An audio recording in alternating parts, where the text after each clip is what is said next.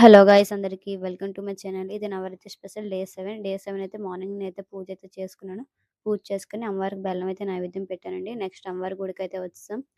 ఈరోజు అమ్మవారిది శ్రీ మహాచండీదేవి అలంకారం. నిజంగా అమ్మవారు ఎంత కళగా ఉందో మీరే చూడండి. నాకైతే చాలా బాగా నచ్చింది ఆ నాలుక అది కూడా. ఈరోజు సండే కాబట్టి అన్నసమారాధన కార్యక్రమం కూడా చేశారండి. ఈరోజు సండే కాబట్టి చిన్నలు పెద్దలు అందరూ ఇంట్లోనే ఉంటారు. అంతేకాక దసరా హాలిడేస్ కాబట్టి పిల్లలు కూడా చాలా మంది అయితే వచ్చారు చూడండి. ఇదంతా మొత్తం పెద్దలు, పిల్లలు అందరూ కలిపి అయితే ఉన్నారండి.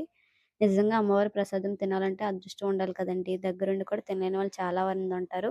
మేమైతే చాలా ఎంజాయ్ చేసైతే తిన్నాం. అమ్మవారి ప్రసాదం తిన్నాం. అదృష్టంగా అయితే ఫీల్ అయ్యానండి నేను.